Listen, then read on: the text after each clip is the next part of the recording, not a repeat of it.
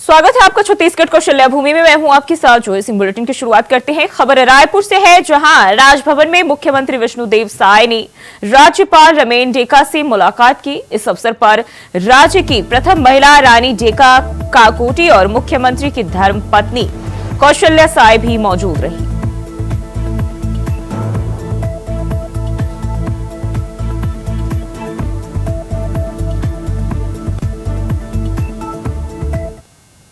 खबर रायपुर से है, जहां शासकीय कामकाज को पारदर्शी बनाने और व्यवस्थित करने के लिए मुख्यमंत्री विष्णुदेव साय ने मंत्रालय में ई ऑफिस प्रणाली, स्वागतम पोर्टल और मुख्यमंत्री कार्यालय ऑनलाइन पोर्टल का शुभारंभ किया। सीएम साय ने मुख्य सचिव को ई ऑफिस प्रणाली के पेज पर शासन के सभी विभागों में ई ऑफिस प्रणाली लागू करने के निर्देश दिए। बता दें कि ई ऑफिस प्रणाली की शुरुआत पहले सामान्य प्रशासन विभाग में लागू की जा रही है, जिसे बाद में सभी विभागों में लागू किया जाएगा।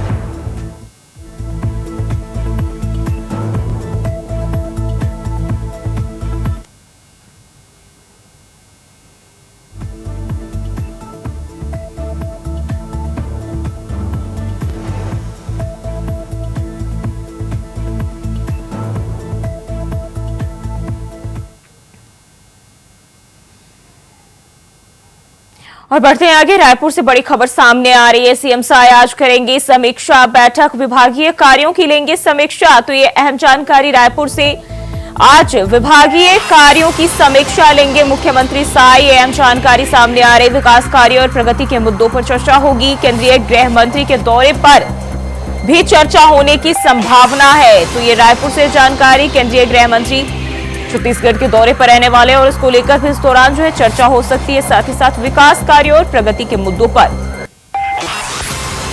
बैठक में चर्चा हो सकती है। तो ये अहम जानकारी रायपुर से सामने आ रही है। सीएम साय आज समीक्षा बैठक करेंगे।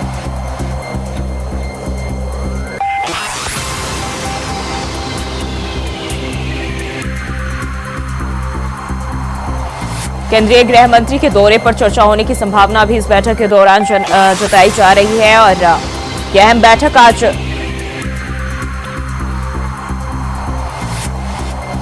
होने जा रही है। सीएम साय आज समीक्षा बैठक करेंगे, विभागीय कार्यों की समीक्षा लेंगे और विकास कार्यों और प्रगति के मुद्दों पर इस बैठक के दौरान चर्चा होगी। सीएम विष्णुदेव साय बैठक करेंगे और समीक्षा बैठक करने जा रहे हैं। यह अहम जानकारी रायपुर से सामने आ रही। केंद्रीय गृह मंत्री के दौरे पर भी इस दौरान चर्चा बातचीत होने की संभावना जताई जा रही है। तो रायपुर से ये बड़ी जानकारी सामने आ रही है। मुख्यमंत्री विष्णुदेव साय विभागीय कार्यों की समीक्षा लेंगे और साथ ही साथ अमित शाह के दौरे को लेकर भी बातचीत करेंगे। सीएम की बैठक को लेकर रायपुर से यह जानकारी सामने आ रही है। विभागीय कार्यों की समीक्षा के साथ साथ गृह मंत्री अमित शाह के दौरे को लेकर भी चर्चा बातचीत की जा सकती है बैठक के दौरान। रायपुर से यह जानकारी मुख्यमंत्री विष्णुदेव साय की बैठक को लेकर, जहां विभागीय कार्यों की समीक्षा करेंगे मुख्यमंत्री अधिकारियों के साथ और केंद्रीय गृह मंत्री अमित शाह के दौरे को लेकर भी चर्चा होने की संभावना।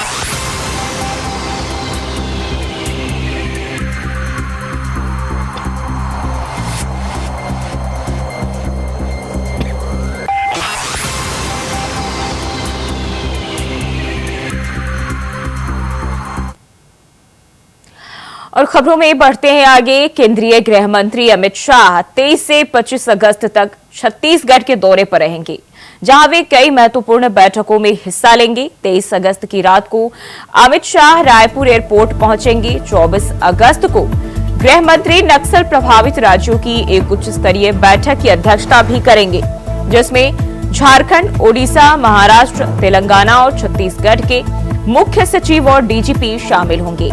वहीं इस बैठक में राज्य सरकारों के नक्सल ऑपरेशन पर मंथन किया जाएगा और साथ ही नक्सल प्रभावित क्षेत्रों में सुरक्षा के लिए रणनीति तैयार की जाएगी। 25 अगस्त को अमित शाह सहकारिता विभाग की बैठक लेंगे, जिसमें सहकारी संगठनों के कामकाज और विकास पर विचार विमर्श किया जाएगा। इसके बाद फिर वह दिल्ली के लिए रवाना हो जाएंगे।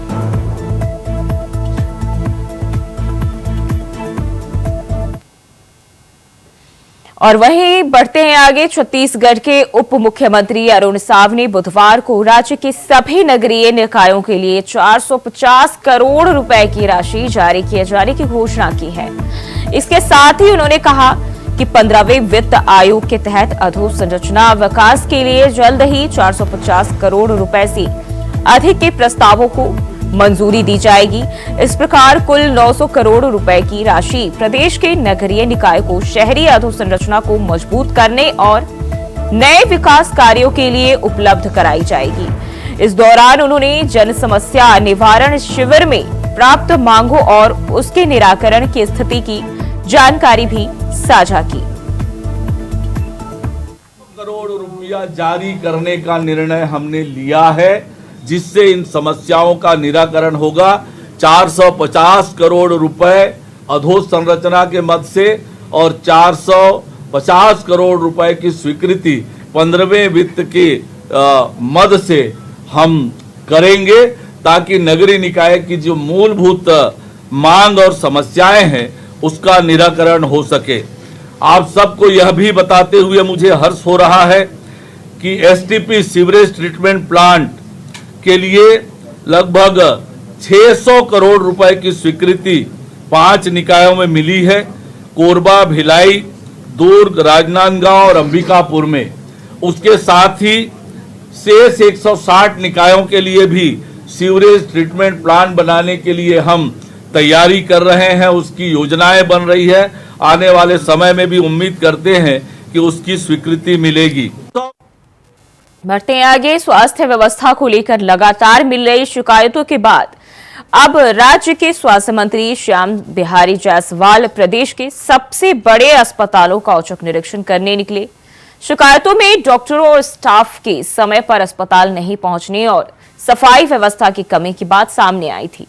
मंत्री जायसवाल ने सबसे पहले मेकाहारा अस्पताल का निरीक्षण किया, जहां उन्होंने मरीजों से बातचीत कर उनकी समस्याओं को सुना और सफाई व्यवस्था का जायजा लिया। सफाई में लापरवाही पाए जाने पर उन्होंने कॉलमी सर्विस सफाई कंपनी को नोटिस जारी करने का निर्देश भी दिया।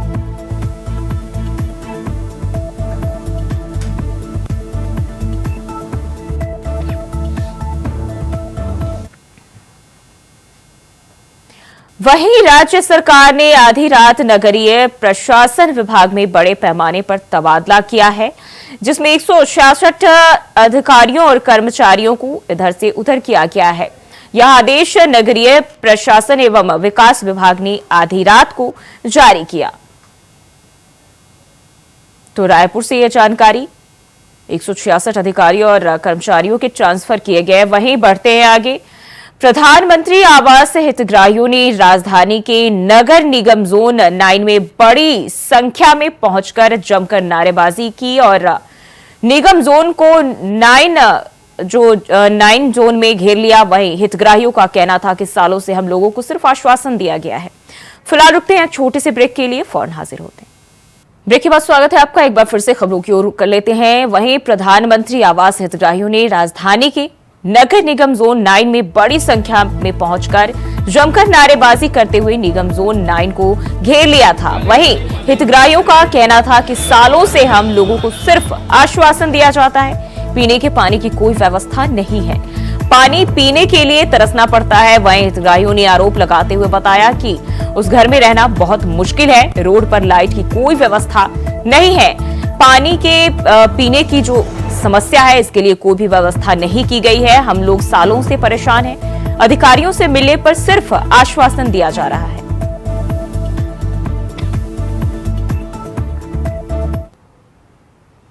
और खबरों में बढ़ते हैं आगे, दुर्ग के तेतुरडीह स्थित Swami Atmanand English medium school में करंट फैलने की घटना सामने आई, जिससे हड़कंप मच गया।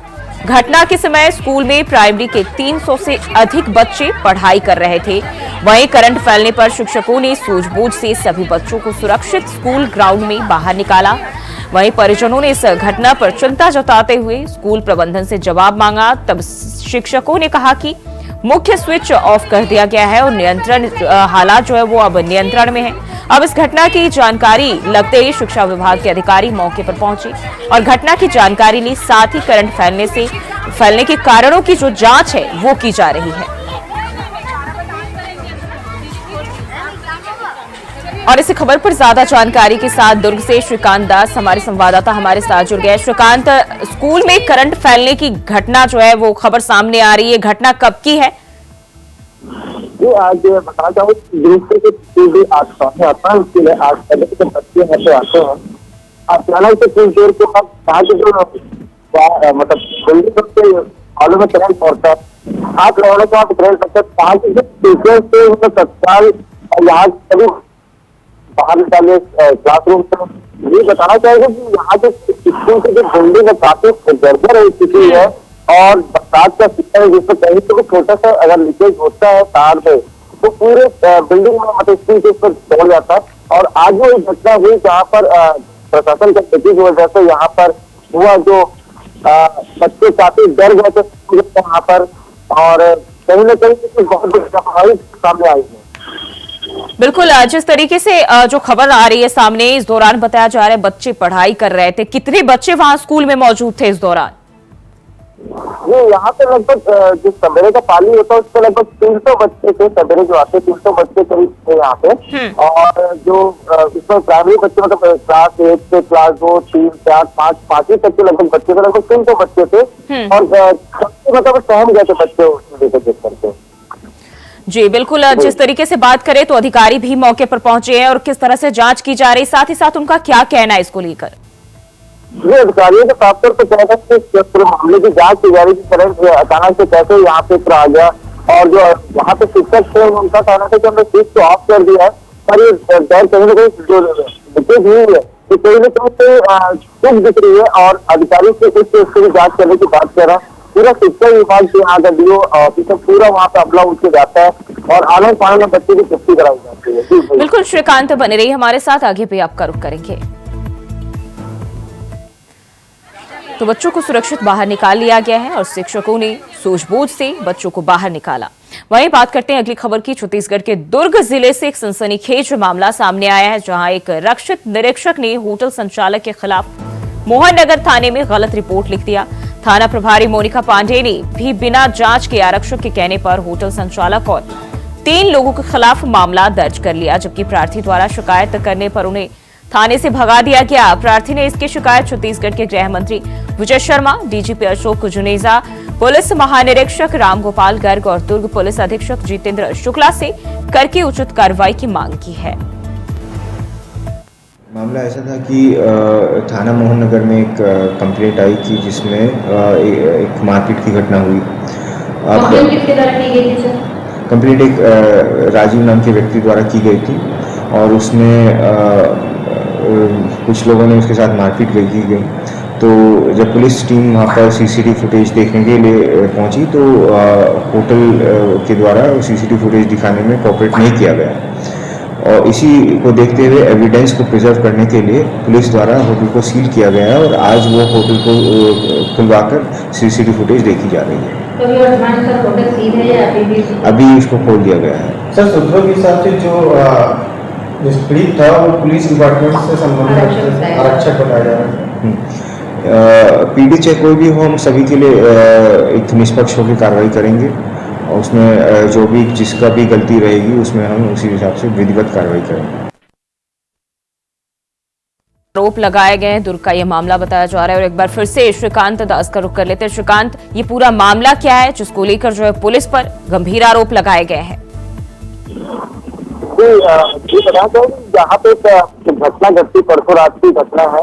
अचानक से सड़क से जो ऑनर होटल को निकलते हैं तो वहाँ पे जो राजीव रंजन जो आरक्षक है जो यहाँ पे लाइन अटेस्ट है वहाँ गुजरता है और दोनों में कुछ हादसे को लेकर कहासुनी होती है और जिसको लेकर के जो राजीव रंजन सड़क से जिस तरह से गाड़ी रोक देता है जिससे काफी ट्रैफिक जाम हो जाता है और वहाँ पे गुजरने वाले लोगों से मारपीट हो जाती है, जिसको शिकायत मोहन नगर थाने में जा करके जो होटल ऑनर है जिसके सुधार भी है जिसके खिलाफ जाती है और तत्काल वहाँ पे जो आईपीएस है जो चिराग जैन व्यक्ति और वह सीआई की थाना बनकर पांडे तत्काल आते हैं और होटल को जा करके वहाँ पे सीसीटीवी फुटेज की मांग करते हैं। और जब स्टाफ के द्वारा बताया जाए कि सीसीटीवी फुटेज इस तरीके की चाबी है नहीं, तो टोटल पूरे होटल को वहाँ पे सील कर दिया जाता है। और दूसरे दिन जाकर के उसमें होटल की जो सीसीटीवी फुटेज जब चेक किया जाता है तो कहीं ना कहीं शक्यता है कि सामने आती पुलिस से कि जो आरक्षक जो था उस पर जो आरोप लगाया तो कहीं से गलत है, जिसको लेकर जो पुलिस पक्ष में प्रेस कॉन्फ्रेंस उनका कहना है जो श्रीकांत, जिस तरीके से जो जानकारी मिल रही है कि थाना प्रभारी ने भी बिना जांच के जो है मामला दर्ज कर लिया, क्या उनके ऊपर किसी तरह का एक्शन लिया गया है, जांच की गई है? नहीं, अभी हमारे जो इसके अधिकारियों से संपर्क किया गया तो उनका कहना था कि अभी जांच चल रही है कि जो जिस सरकार से FIR हुई और उससे क्या संज्ञान लिया गया उसके सीसीटीवी फुटेज देख रहे हैं। लेकिन कहीं ना कहीं यहाँ पे एक सख्त कार्रवाई करते हुए पुलिस दिख रही थी यहाँ पर कि तत्काल होटल सील कर देना। वहाँ पे जितने भी लोग थे उनको 7-8 से ज्यादा फैमिली थी वहाँ पे, उनको रात में 11 बजे के आसपास वहाँ पे होटल खाली करा दिया जाता है और पुलिस होटल को सील कर दिया जाता है ताकि साक्ष्य को मिटाया जा सके। तो पुलिस पक्ष का कहना साफ है कि भाई पूरे होटल को सील कर दिए। जो यहाँ पे ग्राहक थे उनको इसकी तकलीफ हुई, महिलाएं थी, लड़कियां थी, 17-18-20 साल की लड़कियां थी, वो रात में तकलीफ हुई। और जो राजीव रंजन लगातार हमें पैसे को लेकर के धमकियां देता और हमसे वसूली करता रहा है, जिसकी शिकायत उन्होंने ऐसे रिजल्ट जो है रामगोपाल पर। बिल्कुल श्रीकांत, बहुत बहुत शुक्रिया जानकारी साझा करने के लिए। तो पुलिस पर यह गंभीर आरोप लगे हैं और इसी को लेकर जो है बढ़ते हैं आगे। दुर्ग में ग्राम अकोला में हेल्थ केयर फैक्ट्री में भीषण आग लग गई, जिससे गांव में अफरा तफरी मच गई। घटना की सूचना मिलते ही दमकल की 6 गाड़ियां मौके पर पहुंची और कड़ी मशक्कत के बाद आग पर काबू पाया गया। फैक्ट्री में आग लगने से मास्क, सिरिंज, ग्लव्स और मेडिकल सामग्री जलकर खाक हो गई। वहीं अभी तक आगे के कारणों का, आग के जो कारण है, क्यों लगी, इसका पता नहीं चल पाया है।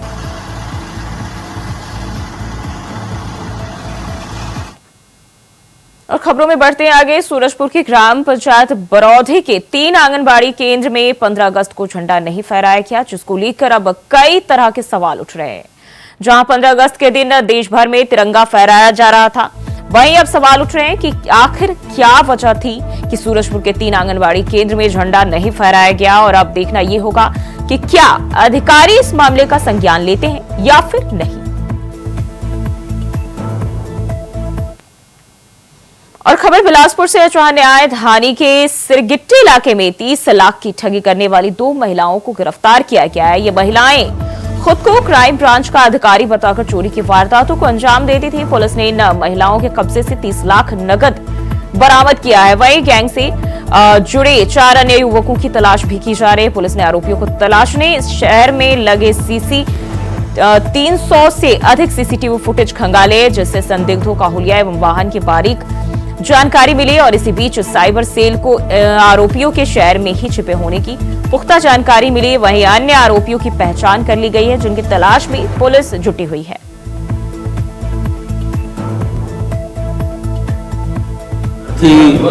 कृष्ण कुमार मिश्रा के घर में 6 लोग आए, 4 पुरुष और 2 महिलाएं, और उनके द्वारा उनके मित्र के द्वारा जो उनके घर में संदूक रखाया गया था जिसमें कुछ पैसे थे, उसको आरोपियों के द्वारा मांगा गया और क्राइम ब्रांच बनकर उनको बोला गया कि आप कहीं फ़ोन नहीं लगाएंगे और ये सामान हम लेने आए हैं, ये सामान हमें दीजिए।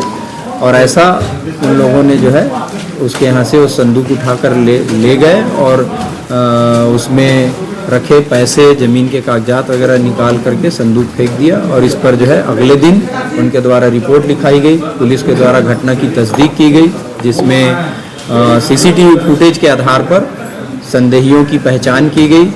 और इसमें शामिल जो है 2 आरोपियों को पुलिस ने जो है अरेस्ट किया है। इनसे 30 लाख रुपए नगद बरामद हुए हैं और इसमें अन्य जो आरोपी शामिल हैं उनकी भी पहचान कर ली गई है और उनको भी शीघ्र ही गिरफ्तार किया जाएगा। वहीं छत्तीसगढ़ के रायगढ़ जिले में युवती से सामूहिक दुष्कर्म का मामला सामने आया है। इस मामले में कांग्रेस ने जांच समिति बनाई है। विधायक उत्तरी जांगड़े के नेतृत्व में 5 सदस्यीय समिति गांव का दौरा कर मामले की जांच करेंगे। ग्रामीणों से भी बातचीत कर घटना की रिपोर्ट प्रदेश कांग्रेस कमेटी को सौंपेगी। और इस मामले में पुलिस ने 6 आरोपियों को गिरफ्तार कर लिया है। 6 अभी भी फरार बताए जा रहे हैं, जिसकी तलाश में पुलिस जुटी हुई है।